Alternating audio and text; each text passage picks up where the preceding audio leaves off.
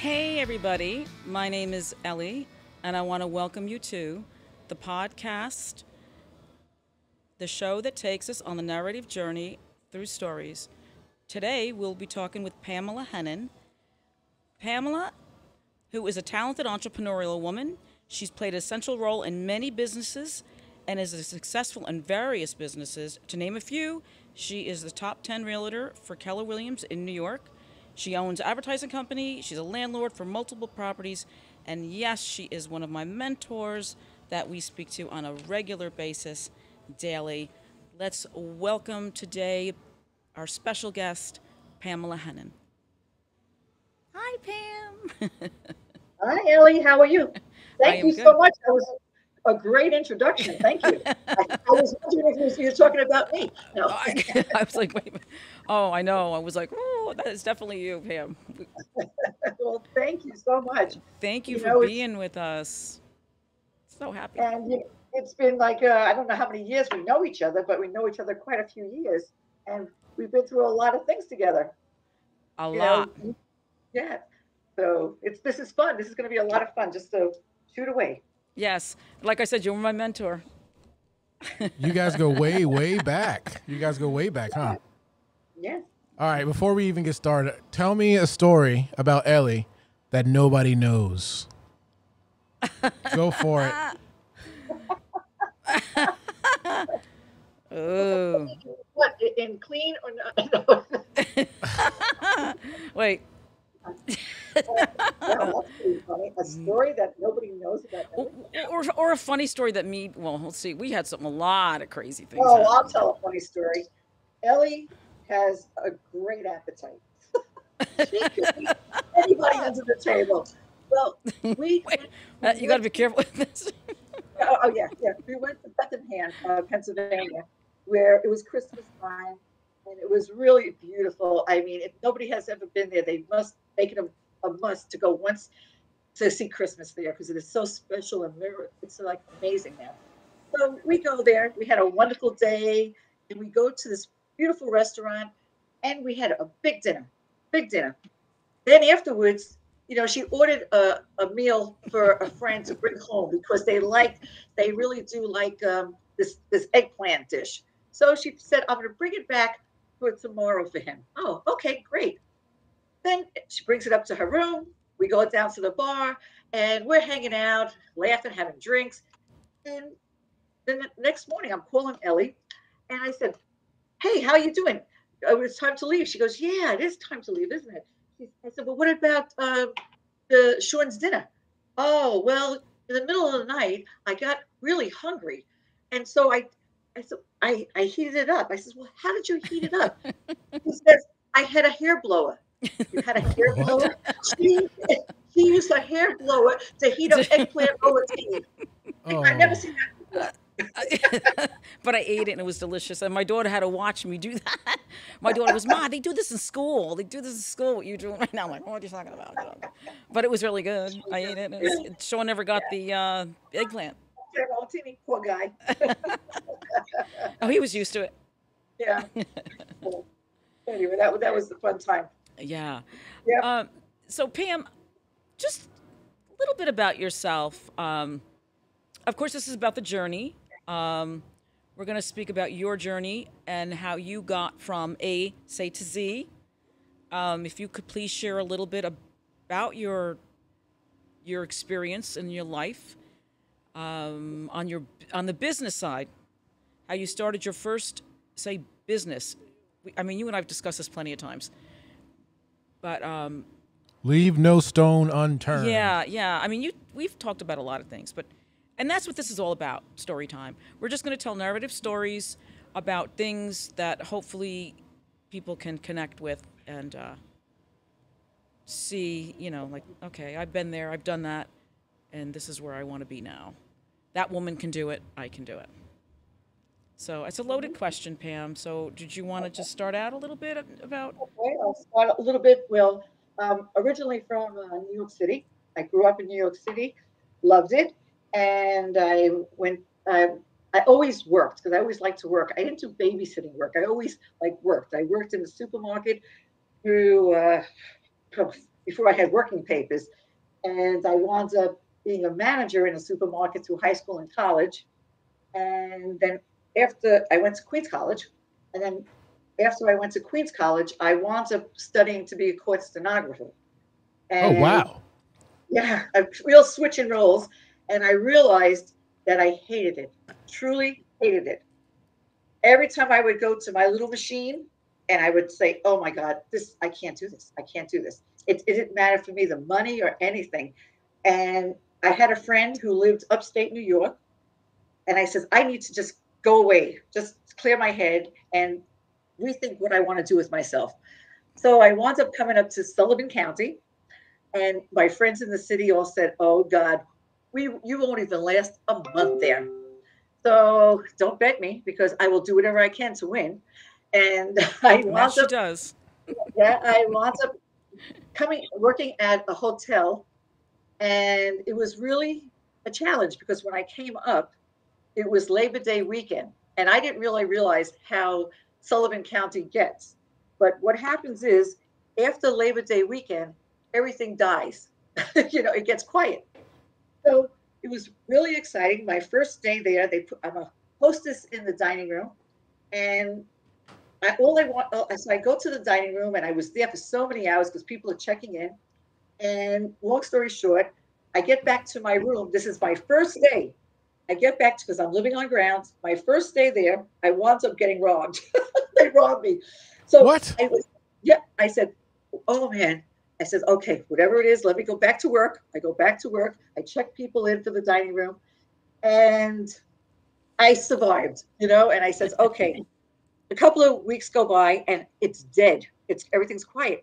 And I'm saying to myself, okay, I can't go back. My friends bet me I would not even last a month. I can't do that. And you're not going to lose that. No, not going to lose. So I wound up sticking it out and I wound up loving the country. I loved it here. And I started working for a newspaper besides working for the hotel. And it was such a great experience. I met wonderful, wonderful people. And it was great. It was a great time. And after the newspaper, I wound up deciding, I should start my own business because I realized it was time to be on my own. So I started my own little business and I stuck with advertising for a long time. And I still have my advertising business. I do my advertising business, but then on the side, someone said to me, hey, you're on the streets all the time. Not on the streets literally like that, but I'm on the streets. Whoa, it's a different story. Well, she's got all those heels. So they said, you should become a realtor. All you know so many people, you'll get listings and just be a listing agent. Well, one thing led to another, and I became a realtor, and I got excited about it because I said, well, this is fun. I saw the commission checks. It was a lot bigger than my advertising checks, and it was fun. But I realized it was not like just being a listing agent. It was being more, 24/7. Mm. And it was a lot of fun. But one of the things I like to stress really is it's all about sales, and whether you're selling, advertising or real estate, or I sold radio time, it's all about sales and liking what you do. And that's what I decided when I left. Oh, where'd you because go? That doesn't make you happy. You make a little bit, you make money, but it's not fulfilling. So that's why when I'm in a situation, if I don't like it afterwards, I just move on and I follow my gut that way. And it's very good that you do that. And you've had so many different items come on, like you pivoted so many different times with the real estate, and then didn't you do like the TVs and I did TVs, and my radio time was very interesting because when I worked for the radio, it was also working for the hotel, and I wanted to learn more about the area because when I was at the hotel, all I saw was my little world of the hotel. And I didn't know even what Monticello looked like, to tell you the truth, because I just stayed at the hotel. So I decided, let me get a little part-time job at the radio station. So I go into, if you remember, Ellie, there was a WSUL. There still is. And yes, I go to WSUL, and there was a sign that said they needed salespeople. So I went inside, and the woman who owned it at that time was Lynn Dayton. And she said, "Oh, sure, you could start right away." And I said, "Oh, I can't now. I have to go back to the hotel because I was only looking for a part-time job." And she says to me, "Oh, no, we don't hire part-timers." I said, "You don't?" I said, "Well, I don't want a full-time job." So I said, I have a full-time job. So she said, "Well, I'm sorry." So I said, "Well, listen, I don't want a salary. I don't need insurance. I just work on commission." So she said, "All right, under one agreement." I said, "What's that?" She said that you watch this, you watch these videos. This is Pam Lotus, and she was the guru of radio. So I said, "Oh yeah, I could do that." So I sat there and watched. And one of the things that stuck in my mind, and I think every salesperson should always think about it, is that she said you got to get like 10 no's before you get a yes. I said, "Wow, sales is really easy. If that's the case, 10 no's to get a yes? Yeah, okay." This is easy. You can do this. So she winds up giving me the worst area, and she says, "Go out there. Let's see what you could do." So I go to Liberty, because you got to remember at that time, at Liberty, everybody listened to WVOS, not SUL. So I go to Eddie's Antique Jewelers, and the woman is there, and she says, I go inside, I said, "Hi, I'm Pam Henning." And she says, "Okay, what can I do for you?" I says, "Well, I'm with WSUL." She says, "Oh, very nice. Nobody here listens to WSUL." I says, "Okay, thank you. See you tomorrow." So she said, "Huh?" I said, "Yeah, see you tomorrow." So the next day I came by, I said, "Hi, Maxine, remember me? I'm Pam Henning." She says, "Yeah. You're from that radio station." I go, "Yeah." So I said, "How are you?" She says, "Very good." But she said, "Well, like I said, nobody listens to that station here." I said, "Very good. See you tomorrow." She looks at me like I'm nuts. So now it's like the fifth time I'm there, and she says to me, "What do you got?" I said, "Oh, no, no. I'll see you tomorrow." I literally thought you had to have 10 Yep. no's before you get a yes. So I'm so good at getting rejections. Persistence. Persistence. So that's where sales, no matter what you sell, it doesn't matter. Like in real estate, you don't hit a home run all the time. But when you do, it's great, of course. But you just keep going out there and you plug away, and it's make it fun. Wow. Yeah. Pam and Ellie, I got questions for both of y'all. Do you find that it's a different kind of game in sales, being that you're a woman versus men selling? Um, Pam, you I first. I think that sales women do better than salesmen. Nothing personal. I think because a lot of women tend to listen better, Wait, what's and that? I they wasn't listening. Say that again. I, you see? No, I think they listen. And the whole thing is, if you can listen to what your customer or client says and really find out what they want and need, you can help them get there. And I, I think, that I think is really important. And I think a woman can get someone's attention faster and their interest, and then you got the desire, and then you close. and we talk a lot more than men, right? Like we won't shut up for the most part. So at that point, they're probably like, "Okay, let's get rid of these people." They're not shut up. But I don't know. I don't know. We just seem to like keep going, and we're a lot of men. I think we shouldn't say a lot of men, but they may turn around and say, "Oh, I can't take this." I mean, there are men that are good salespeople, but I think women could be a little more aggressive than a man. I mean, anytime we seem to do okay when we went out and did what we needed to do and got a lot of toes. And I think women handle rejection better. So that goes back to I don't know about that. I am going to disagree. I'm disagreeing there. I don't think women handle. I think men get rejected way more than women do. Well, I think men can handle rejection more than women. Yeah. For a lot of women, I mean, we seem to. I mean, it doesn't Ellie affect us. Ellie just had to fight all three guys in here. Yeah. I don't know. We're just like crazy. We just. What do you think, Pam? This we gotta like loosen up or something. I'm not a good like. Let's just talk like we usually talk. No, I think that, I personally think that, well, it really depends on, the people, but I really Let's say think we that really think. I think that women are more sensitive to what the other person needs, as far as, like listening to what the person wants, and, there's a whole thing, desire, what their desire is. And, they listen to what they need, what the person is talking to you about. Again, not to change the subject, but Pam, we mentioned the hotels when you worked at the hotels. Let's explain to some of our listeners that may remember the mountains, Sullivan County, the Borscht Belt, whatever you want to call it, in its day, and what it represented being up there with the hotels.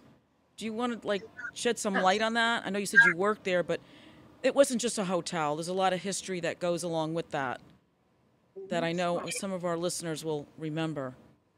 Well, I first started, like I said, at the Homoac, and I stayed there for quite a few years, and then I moved on to Kutcher's, and it was jumping at that time. It was really jumping. People from the city, especially, would come up here because this was the best trip, the best value for your money. And you had entertainment, you had food. I mean, the food that people lived to eat here, it was amazing. And there was, sports, and the kids had a camp to go to. And it was country, it was clear air, and it was beautiful here. And it still is beautiful here. I'm still here. But it's changed, in that way. But it was a lot of great memories for people. And it was only like less than 2 hours away from New York City. So if a person the husband had to go back to work, the wife could stay here, for the whole summer. And you got away from the hotness, the heat, and the bustle of the city. So the Catskill offered more for your money than you could ever think. You had all the food you could eat, you had entertainment, you had the pools, you had the mountains and clean air. Yeah, it was great growing up there, I have to say. It was good. Hey, Pam, so you were mentioning earlier that one of the jobs that you hated was being a stenographer. Mm-hmm. How come you hated that job? Because I couldn't. I was listening to things and I couldn't object. It was too serious for her. It was too serious, and then you were seeing things in the court system, and people were getting away with things, and it's not my thing. I would like to be the lawyer instead of being the person who was taking the notes. Well, we would have got paid a lot more too. Right. But at that time, when I graduated school, you got to remember, it was a lot of years ago. A lot of women did not go into law. So my father said, "Oh, you know what? You should become a court stenographer. You take your little machine with you, and that's what you do." And that's what I did. So can you still type fast? No. Show them your nails. Show them your nails. Wait, can you see it? No, it's the rings. Get the nails. Lift up higher. Higher. There we go. Oh, look at you cut them. Look at that. She got the bling. She got the bling.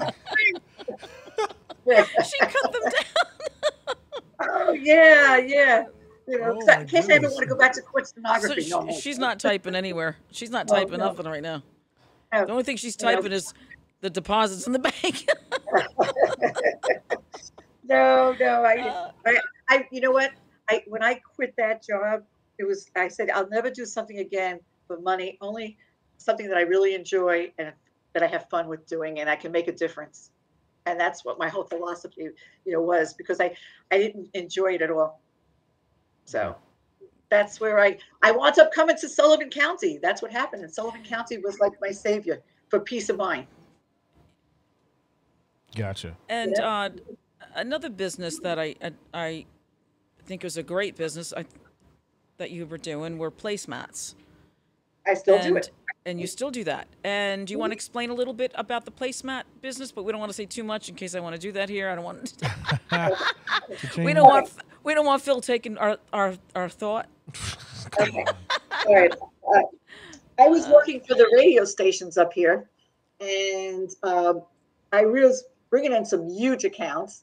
And not everybody could afford to do, because you're going to do radio, it has to be saturation and frequency, and that takes a lot of money. And the small guy couldn't do it, so I'm always for the underdog.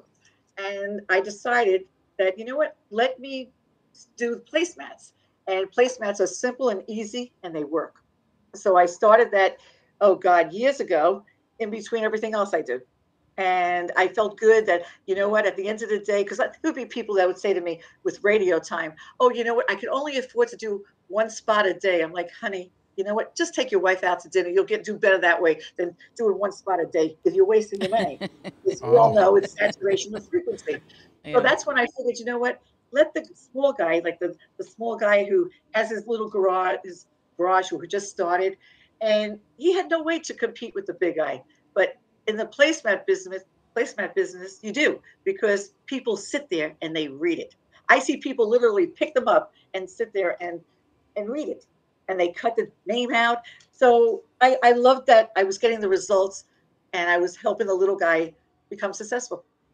And it's a great concept, great idea, love it. And I still have people that started with me, as long as they're still in business, or they didn't leave and retire, or they're still with me. They're still with you, but now aren't you starting this also down in Florida in the Delray Wayne area? You had mentioned you wanted to start. I haven't started it yet, because every time I get started in Delray, I wanted to come here with me.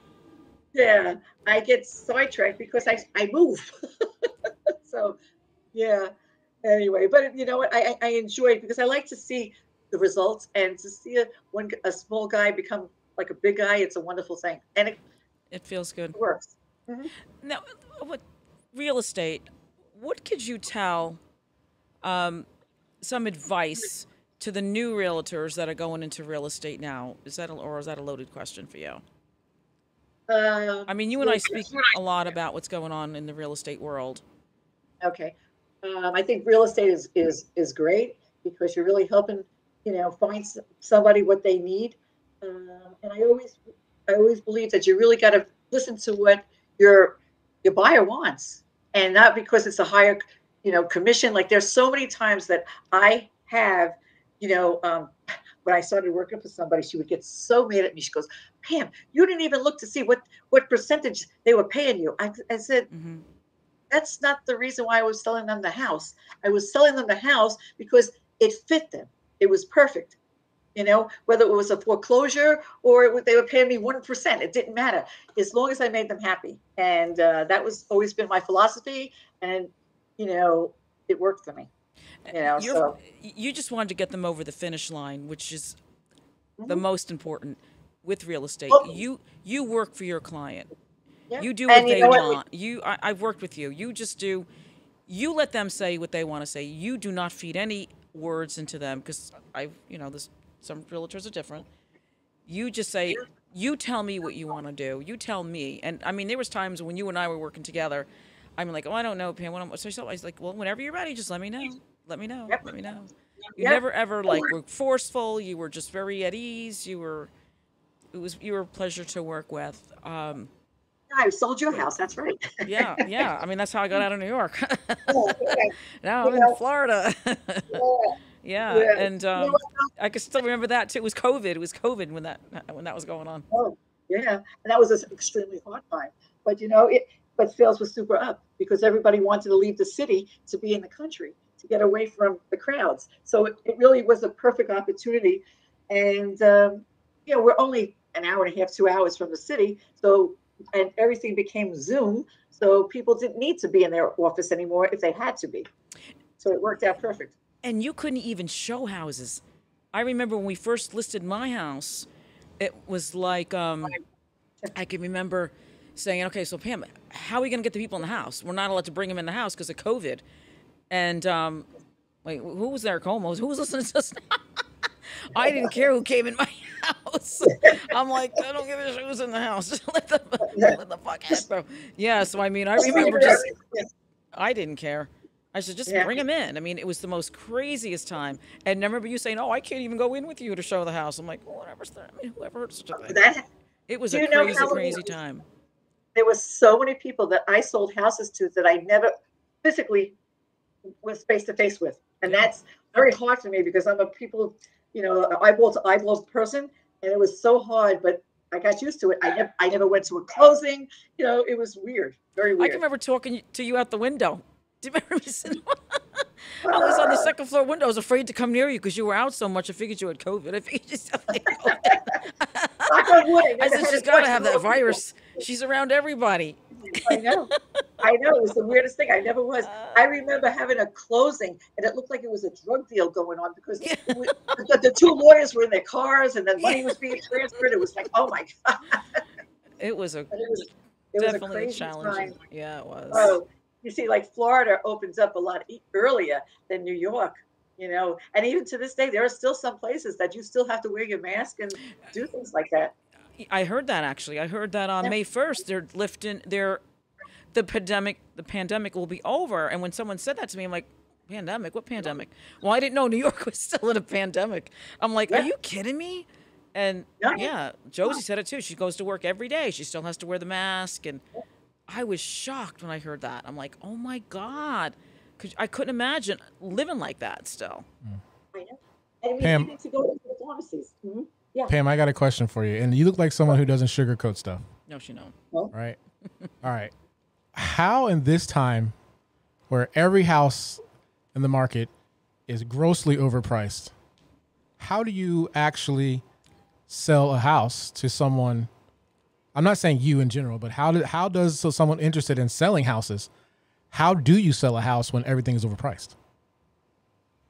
Well, honestly, if the person really likes it, even though, let's say it doesn't, comp out, it doesn't, come in for the number, if they really like it, they will find the money to pay for it themselves.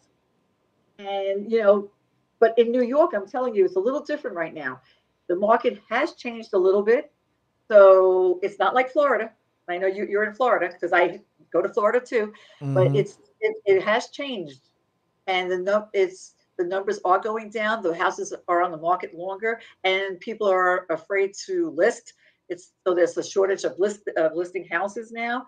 So it is changing, and you're going to see that more and more. And what happened was so many of the houses were never appraising, and prior to that, people were just paying for it, and they were. They were buying with cash. Oh my God! And most of all my deals were cash. Never seen so But much cash. Never seen so much cash in my life. So it was a drug deal then that you were doing. Yeah, but in Florida too. And same thing because I'm in real estate here in Florida, and I never seen so many cash deals. I mean, we were getting anyone trying to go for a mortgage. I think it was the same way in New York as well. Oh my God, I had one home. I had 32 buyers for one house, and I am like, and you know what it was? It was cash. The cash buyer took it. Cash bought. Ellie, how many of them were New Yorkers that came here? We had well, I'm going to be honest with you. We had a lot of New Yorkers. I really can't give a number to it because I was a lot of Chicago, a lot of Midwestern people came here. I had a lot in Canada, not just New Yorkers. I know a lot of people say a lot of New Yorkers, but there was a lot of Chicago, Indiana, Wisconsin, a lot from up there. We were getting more here, and Canada a lot. But it was just a crazy, crazy time to be in real estate down here. And So Pam, has there been a mass exodus in New York though?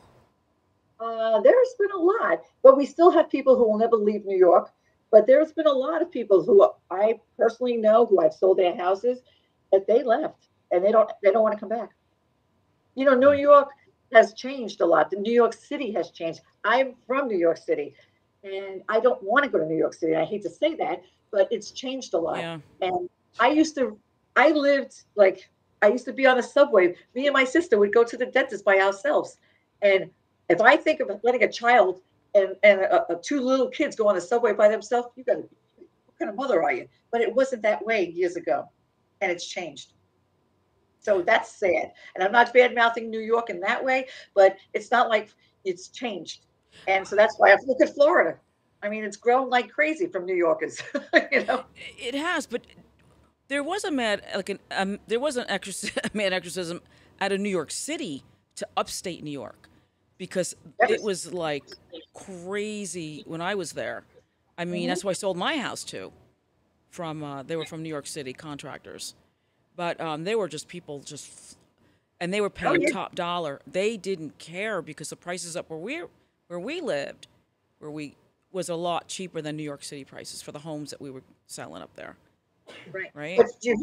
But you have to remember, like these people who moved up here, they still had to go to the city maybe to do work, like a couple of times a week. Hmm. They still had once in a while, even though everything was remote, they still had to go to their office.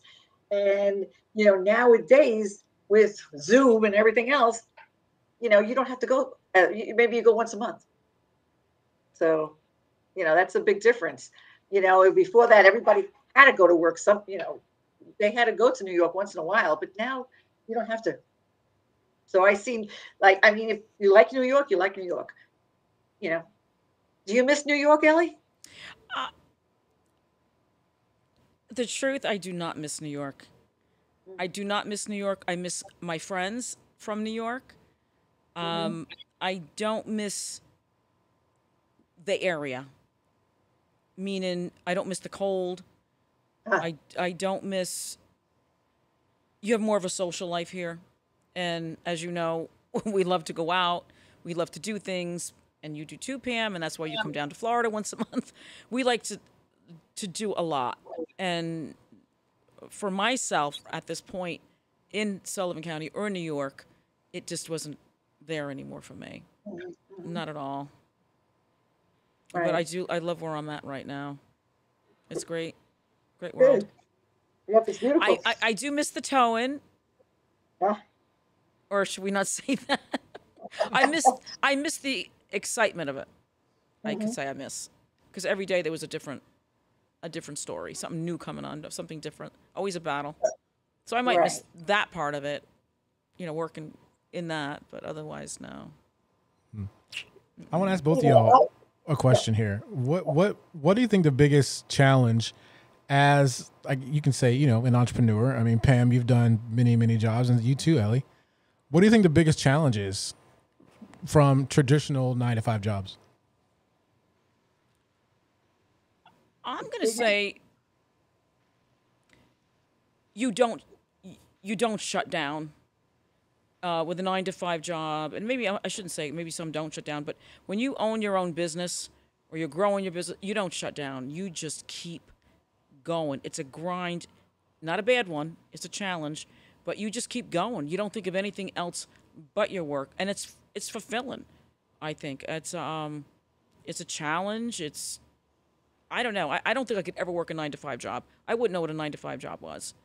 How about you, Pam? I agree so much. I love Yeah, I love what I do, and I just like seeing something happen. And I just feel, hey, if it's 10 o'clock at night and I still have to do it, I can do it. yeah. I love doing it. I love making things happen, and it's fun. And yes, it's rewarding too. But it's not about the money anymore. It's about I love what I do, and if I didn't love it anymore, I would stop. That's why I should be retired. And everybody keeps telling me, "Aren't you ready for retirement?" And I'm not yet. Hmm. You I don't know? think you should. If Yeah. anything, I have you coming down here, opening up another business. I said, why don't you Oh, come into Central Florida so you and I can do something together? yeah. I know. It's just funny because I like to know at the end of the day that I accomplished something and I made a difference somewhere along the way. Oh, is Mhm. there a certain age where you cannot have to worry about the money, or do you have to reach a certain level before you can do that? Because a lot of people, people my age, they're still everything they do is in survival mode. So we don't really have that. I guess you can say luxury, but is there a certain age that you reach to where that doesn't matter? Go ahead, Pam. I'll go after you this I was time. going to say, I mean, it never really mattered to me. I just knew whatever I did, at the end of the day, I knew I was going to make money at it. It was not like, oh, I'm doing this because I know if I sell you this house, I'm going to make this money. No, I'm selling you this house because in my mind, I'm going to make you and your family happy, and the money will come to me. And it always came to me that way. And I never, when I started real estate, especially, the woman I worked for used to say to me, well, what's the commission? What's the commission? And I would say, I don't know. She says, what do you mean? You don't know? What do you mean? You got to look at the number. And I said, no, I looked at the house was the right fit. And you know what? Because of that, I never looked. And even when I worked in a bar and people would give me a tip, I never looked to see what you would tip me because I didn't want it to affect how I would serve you. The same way. I'm the exact same way. I don't ever count the dollar. I don't count the money. And I think that is a key to success. Whether people want to believe that or not, I do believe it is. Don't count the money.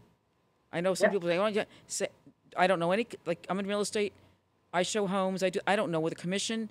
I sold a home a week ago, and one of the girls, what's your commission? I don't even know. I don't care. I did a job. I know I'll make money. And it's not because we're in a position today in life that we don't have to worry. I don't want to say it like that because I've always been this way. And I think when you count the money is when you're not going to see it because you're focused too much on the money. Am I saying that correctly, Pam? What's your thought on that? Exactly. Like I said, when I worked in a bar, if I never looked to see if you gave me $1 or you gave me $100. And you know what? Because I didn't want it to affect how I would serve you. And you know what? My job was to serve you properly. And that's if it's real estate, it doesn't matter what you do. You just got to treat people right, and it all comes back to you sooner or later.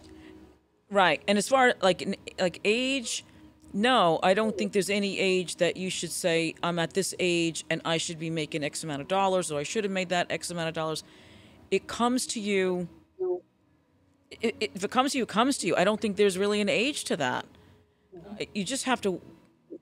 I mean, I stayed focused all my life as well in business. I was working also since I was 16 years old. I didn't slow down until when I sold a company, which was a towing company. I always worked and worked and worked. Right, Pam? Yep, same thing. Absolutely. We just you didn't think about the money you were making. You just knew you were putting money in you just focused. And then one day you were like, oh shit, we did okay. We did all right. Don't focus on the money. Focus on the mission. Focus on what you're doing. Focus on the quality. Focus on bringing something to I don't want to say to the table, but go ahead, Pam. Yeah. What do you think? I feel like if you just help somebody, you get rewarded sooner or later, and it always works out that way. I got you. And it does. Because if you just focus, like let's say, for instance, I was in a bar and I served you, and all of a sudden you gave me $1, then I wouldn't serve you properly. And because you gave me the $100, I mean, that's not right. I should serve you the same way I'm serving anyone. Yes, I do appreciate the 100, but at the same day, that day, you maybe only had $1. It's what it is. And then it comes back. It all comes back if you do the right thing. That's good. That's good words of wisdom. Well, thanks. We think so. Yeah. And you know what? I'll tell you what. I have been in positions where people say to me, why would you leave what you were doing? And you were making this kind of money. And then you're going to work at a hotel and blah, blah, blah. And I said, it's not about the money. But if I could see one person be happy and they like what I did, that made me happy. And that was more rewarding than, working as a court stenographer, It didn't matter. You have to find your what happy you like. place. Yeah. Mm-hmm. And it has to be something that you enjoy, I think. Yep. Something challenging for us anyway. And we're always setting off to the new adventure. What's the next adventure? Well, that's my next question. Yeah. Pam, what's actually next for you? I mean, you seem like you're in a good place now, but I think you're the type of person that always looks to the next level. So, what is actually next for you? I can answer. Well, what is it, Ellie? Tell me what that is.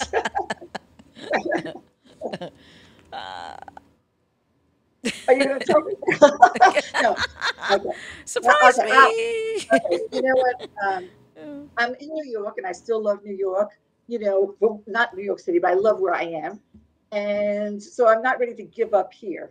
But I feel that I will spend more time probably in Florida soon and reinvent myself in Florida. And I can, and I've done it before because I lived in Florida before. And it's people are people, no matter what you're dealing with people. And as long as you treat people right, you get treated right. And I'm going to say one thing too, and get age out of the equation. Age needs to be removed out of the equation. I talk to people that'll actually say, oh, I'm going to retire, or I don't know if I should do this. And I'm like, okay, so you're retiring. You're ready to retire? No, I'm not ready. Mentally, I'm not ready to retire. But I don't know what I'm going to do. But it's like, why do you got to retire? Oh, well, I'm X amount of age. It's like, why do they have to put a number on it? I think they should not put a number on it. I think as long as you feel good, you may pivot and do something different, right? You may be a realtor one day and then say, okay, well, I'm done with that. I want to sell placemats. But I think you need to always be in a place. I don't think you should put the number and say, you got to retire at, what's the age retirement now? I'm not even sure what the age is. 7,800. 78. Maybe. I don't think there should be, we're never going to know that age, Pam, because we're not going to think about it. I don't think we should think about age number as the number for retirement. Right, Pam? You're not ready to crawl in a hole, are you? No, you know what? that would kill me. Yeah. And I'll tell you a quick story. My father, he had a forced retirement, and in a matter of a few months, my father died. And you know what? I believe it. And you know what? And it is a known fact, when you don't have a purpose, you lose something. And I don't ever want to do that. And I love knowing that I can make a difference somewhere in someone's life. And that's why whether it's a placemat for a small business or if it's a real estate, it doesn't matter. Don't focus on the number. Yeah. Don't focus. Just keep moving, keep going. You feel good? Keep going. My dad, he sold his trucking business. He was 88 years old. I made him sell it. He was still driving tractor and trailers. Him and my uncle. Remember, Pam? Oh, they were amazing teams. Yeah. I mean, he started a hay business. He did horse transportation. And he started businesses all his life. At 80, he was, I think, maybe late 70s, early 80s. He started a hay business.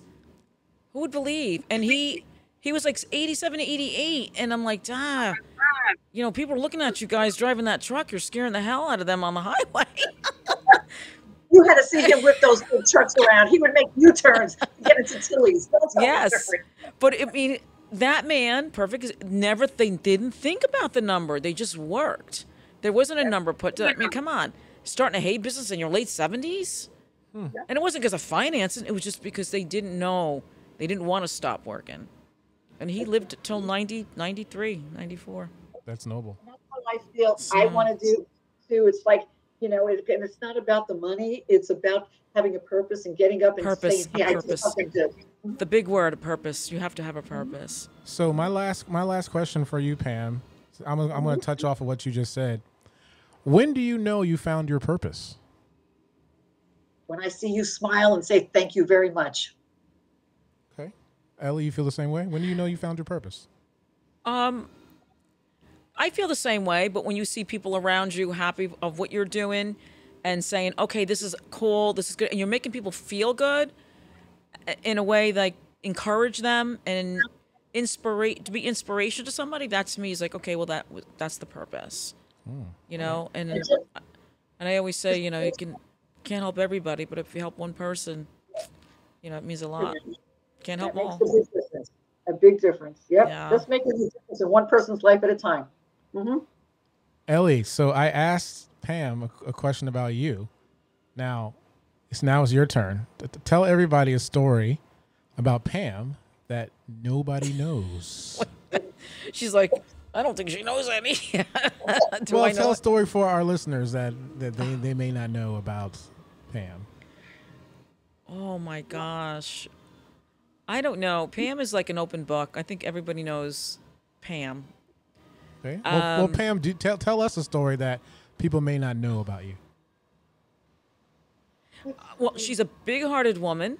I know this sounds but where people can look at her, and don't take it the wrong way, but people can look at her and think that she is, this bitchy, high-class bitchy bitch in a way that, like she thinks she's this or that. And, listen, I've heard about myself as well. She is so not that. She is so kind, given, and she will help anybody she could help in any way. She is a great person where people may not think that, right, Pam? Looking at you, no, people that know her, and people that don't when they first see her can come off with any of us like a different kind of an attitude. But no, she's a great person. Pam, would you agree with what she said? Well, I try. I try and try to make a difference in someone's life as much as I can.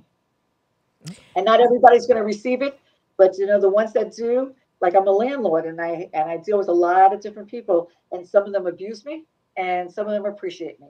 And the ones that appreciate me, it's a wonderful feeling. That's yeah. great. Yeah. Yeah. Okay, Ellie, that's it. Do you have any final words? No, I'll be talking to her. I talk to her all the time, and what we talk about should be the podcast. We might get her. No, it's all cool. Yeah, no, she's a fabulous woman, a remarkable woman. Like I said, mentor. We reflect a lot, or I'll talk to her. We talk a lot about, and she, encourages. Yeah. Okay. You have any final words to our viewers before we get out of here? Go ahead, Pam. Ellie? Find a passion, find something you get excited about, and just do it. Pretty simple. Ellie, sign us out. Oh, okay. What do I say? Thank you, Pam, for joining us today. It was great seeing you. I hope to see you again in the future on another podcast, episode part 2. And great seeing you. And as I always say, that one of the things I always say is that we all have a story. Love to hear stories. We all have a story, and what's yours? Thanks again for joining our podcast. See you later. Bye.